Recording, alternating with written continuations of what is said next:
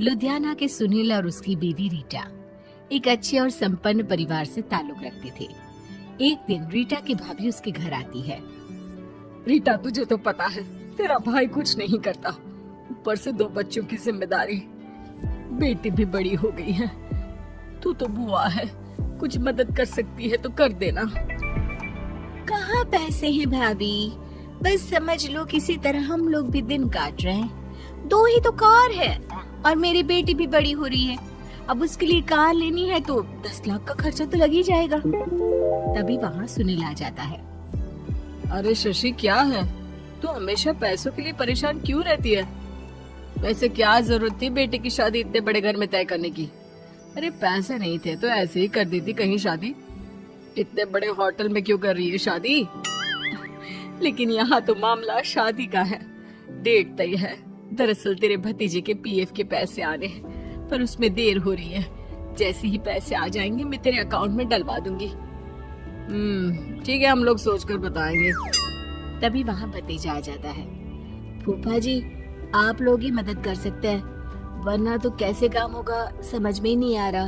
मैं वादा करता हूँ जैसे ही पैसे आ जाएंगे मैं आप लोगों को वापस कर दूंगा। हाँ भाई, ठीक है। अब देख भाई, हमारे लड़के तो सारा दिन घर पर पड़े रहते हैं, ना कमाते हैं ना कुछ कमाने की इच्छा रखते हैं। लेकिन चल, ये ले, कितने पैसे चाहिए? जी 4 लाख रुपए। ठीक है, लेकिन पैसे ध्यान से वक्त पर वापस लौटा देना। सुनील मुसीबत के वक्त बीवी के भतीजे की मदद तो कर देता है, लेकिन उन लोगों के जाने के बाद देख ले रीटा, तेरे मायके वालों ने मांगा तो दे दिया, वरना इन लोगों का मुझे कोई भरोसा नहीं है। अरे क्यों भरोसा नहीं है? इससे पहले तो कभी इन लोगों ने आपसे मदद भी नहीं ली। हाँ, ली तो नहीं, लेकिन पैसे की किल्लत ही रहती है ना इन लोगों के पास। अरे ठीक है ना, नहीं लौटा पाए तो भतीजे के ससुराल से निकाल देंगे। सुना है बड़े घर में शादी हो रही है। सुनील और रीटा पैसे तो दे देते हैं, लेकिन अगले रोज ही। हाँ भाई साले साहब, क्या हाल है? ठीक हूँ जीजा जी। क्या बात है, सालों बाद आपका फोन, जरूर कोई बात होगी, बताइए ना। अरे वो तेरी बड़ी भाभी आई थी, बेटी की शादी कर रही है ना, तो पैसे लेने के लिए मैंने दे दिए 4 लाख। सोचा भाई किसी गरीब की बेटी की शादी हो रही है, पुण्य मिल जाएगा। अच्छा किया जीजा जी, उनका बेटा बहुत मेहनती है, जल्द ही लौटा भी देगा। वहीं रीटा भी फोन करके हर किसी को पैसे देने की बात करती है। रीटा की भाभी शशि के पास उसके भाई का फोन आता है। तूने सुनील से पैसा लिया है क्या? नहीं भाई, सिर्फ बात की है, बोल तो रहा है कि दे देगा। वो लोग मदद करने वालों में से नहीं है, और मदद कर भी दे लेकिन समाज में गा गा कर हालत बुरी कर देते हैं। अब गाने दीजिए ना भाई, मैं क्या कर सकती हूँ, मेरे पास कोई ऑप्शन भी तो नहीं है। बेटी की अगले हफ्ते शादी जो है। शशि की बेटी की शादी हो जाती है, लेकिन शादी के 1 महीने बाद ही सुनील का फोन भतीजे के पास आता है। हाँ भाई, शादी तो हो गई हम लोगों की दुआ से। अब देख, ऐसा ही फायदा होता है पैसे वाले रिश्तेदार हो तो। तेरे वक्त पर हम कैसे खड़े हो गए थे, लेकिन अब पैसा लौटा दे भाई। जी, मैंने पीएफ के लिए अप्लाई कर दिया था, उसकी नोटिफिकेशंस मैं आपको भी भेज देता हूँ। मुझे लगता है 10 दिन में पैसे आ जाने चाहिए। जैसे ही पैसा आएगा मैं आपके अकाउंट में डाल दूंगा। और ना जी ना, कोई नोटिफिकेशन नहीं चाहिए, पैसा चाहिए, पैसा। ठीक है अंकल, बस 10 दिन का समय दे दीजिए। अभी हफ्ता भी पूरा नहीं होता कि भतीजे के पास उसके गांव के दूर के चाचा का फोन आता है। अरे बेटा, क्या बात है, सुनील के कोई पैसे ले रखे हैं तो दे क्यों नहीं देता? हाँ चाचा जी, बात तो हुई थी, 10 दिन का वक्त मांगा है, उम्मीद है हो ही जाएगा। अरे फोन कर रहा है, रोज बता रहा था कि बेटी की शादी में मदद की थी।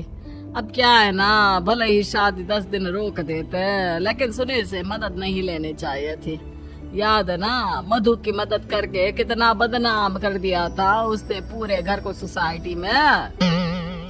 हाँ चाचा जी, मैं भी यही सोच रहा था कि उन लोगों से मदद नहीं लेनी चाहिए थी। कई लोगों के फोन आ चुके हैं। वही रीटा अपनी भाभी को फोन कर देती है। क्या है भाभी, कब पैसे लौटाओगी? पता है ना ये कितना बोल रहे थे, तुम्हारे बोलने पर मैंने पैसे दिए हैं। भाभी अब तो आपके बेटे की कार बेच दो और हम लोगों के पैसे दे दो। अरे लेकिन रीटा, बात तो 3 महीने की हुई थी ना, अभी तो 2 महीने भी नहीं हुए पैसा लिए, थोड़ा तो सब्र करो। नहीं नहीं भाभी, वैसे मेरा बेटा टिक्कू आ रहा है आप लोगों के घर रहने के लिए, उसको अच्छे से खिलाना पिलाना, समझी? भाभी को समझ में नहीं आता कि वो क्या करे। वो बेटे से बात करती है।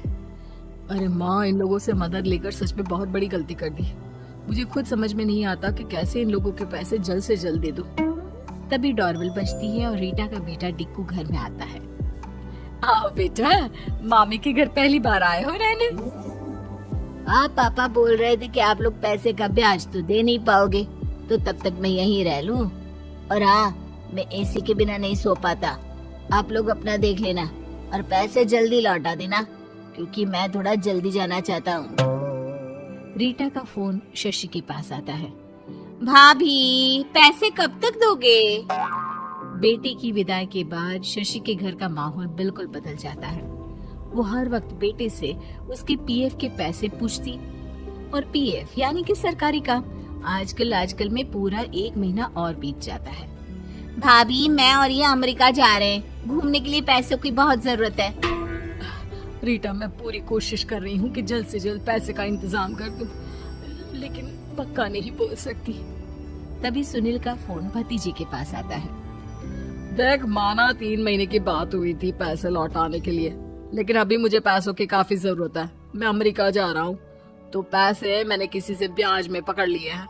तू हर महीने 4 लाख का 20,000 ब्याज डाल देना मेरे अकाउंट में। सुनील फोन रख देता है, लेकिन भतीजा काफी परेशान हो जाता है। वो ऑफिस से शाम को घर आता है कि माँ पूछती है, क्या हुआ बेटा? बेटा माँ को सारी बात बता देता है। माँ भगवान के सामने हाथ जोड़कर खड़ी हो जाती है और रोने लगती है कि तभी बेटे का मोबाइल पर मैसेज बजता है। माँ, पीएफ के पैसे आ गए। और वो ऑनलाइन ही सुनील के पैसे वापस कर देता है। भला हो भगवान का। लेकिन आज एक बात तो समझ में आ गई, मदद हमेशा उन लोगों से लो जो मदद के बदले आपसे मदद में दी गई रकम ही वापस लें, ना कि समाज में आपकी इज्जत।